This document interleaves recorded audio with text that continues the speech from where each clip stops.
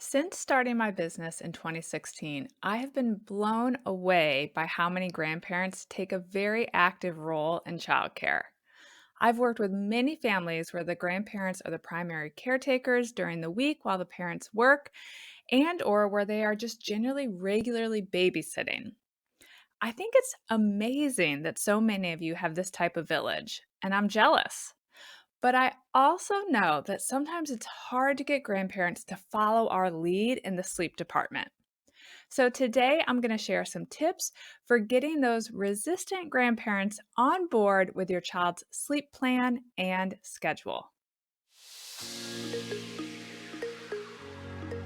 Hi, I'm Allison Edgety, a pediatric sleep and wellness coach and a mom of two. I love to help parents find solutions. This is How Long Till Bedtime.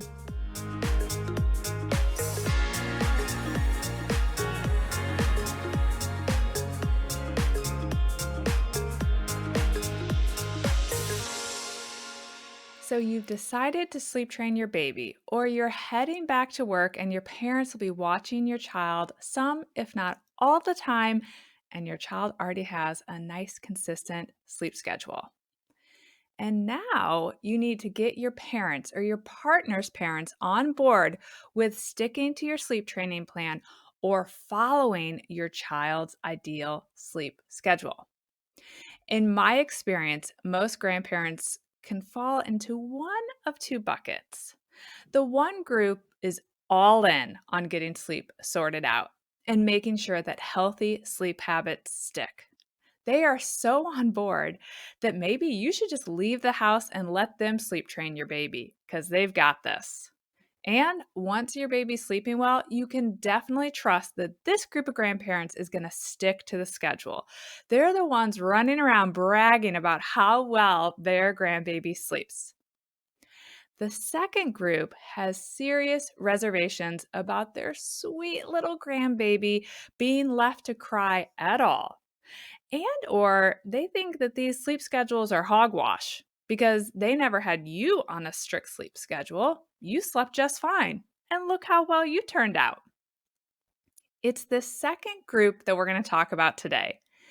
It can really leave you as parents in a sticky spot when your parents or your in laws aren't on board with your sleep plan or schedule. Because you're, of course, so grateful that they are helping care for your child. But this sleep stuff is really important to you. So, what do you do? I think the first step is to try to understand where the grandparents are coming from. Having now worked with hundreds of families navigating this type of situation, I have a theory.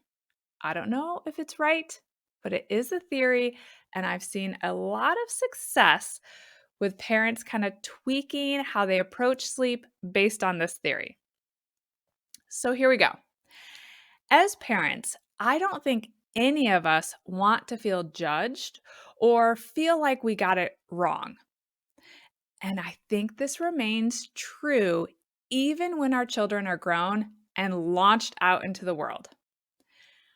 I know it's terrifying to think that mom guilt might be with us even when our kids have their own kids, but I think it's possible. So, if your parents' memory is that they didn't sleep train you or stick to a consistent schedule, and now the feeling they get is that you suddenly think this is super important for your child, well, then they may think that you think they did it wrong, or they're left wondering if they messed up in the sleep department. And sometimes I think that can show up as defensiveness or not wanting to stick to a plan or schedule that might further make them feel like maybe they didn't get it right. So, how can you navigate that situation? I often find it's helpful to not make it all about the baby, all about how we've chosen to parent. You can also make it about you, the parent. So, let's take sleep training, for example. You can share how your child's poor sleep is affecting you, their child. Explain how not getting any decent amount of uninterrupted sleep at night is fueling your anxiety, putting stress on your marriage, making it hard to perform well at work, making you irritable with your child or children or partner. Explain how you think sleep training will not only help your baby learn to sleep well, which is, of course, important for their overall health, but it will also allow you to be the parent that you want to be. I often find that grandparents can get on board with this because they don't like to see their own child suffer. And they can get on board with it being a benefit to your health or to helping you function better. So pull on their heartstrings a little bit from the parent perspective.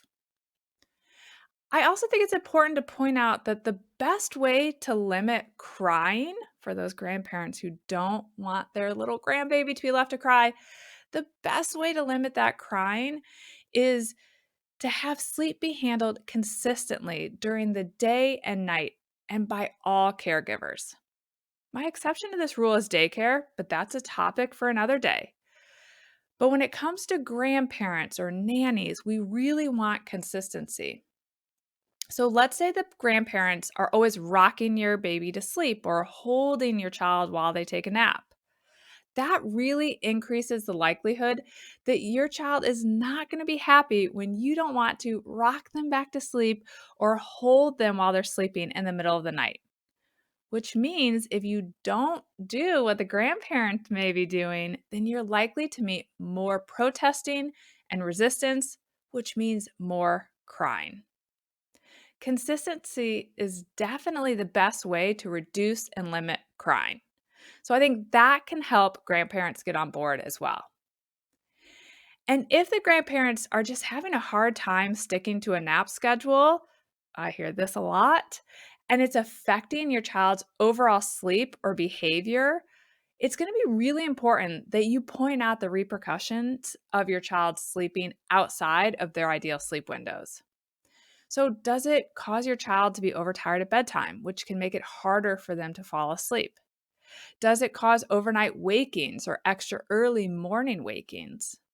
Helping the grandparents understand what happens once they leave your house at the end of the day or after you bring your child home from their house can really help them get on board because, again, the inconsistency can result in more crying and, maybe even more importantly, more stress on you or reduce the quality of the time that you're getting with your child.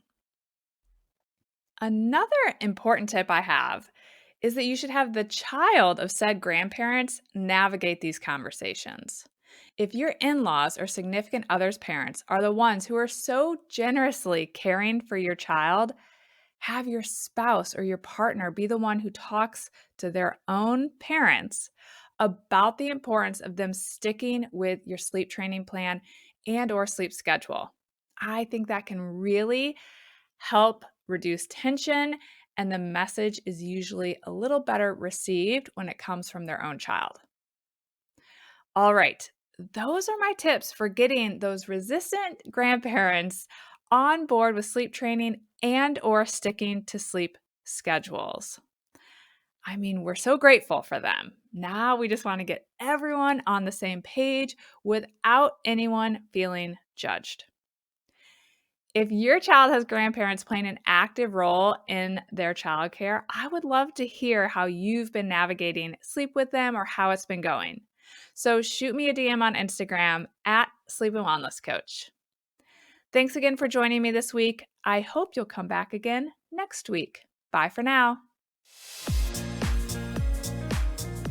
Thank you for listening to How Long Till Bedtime.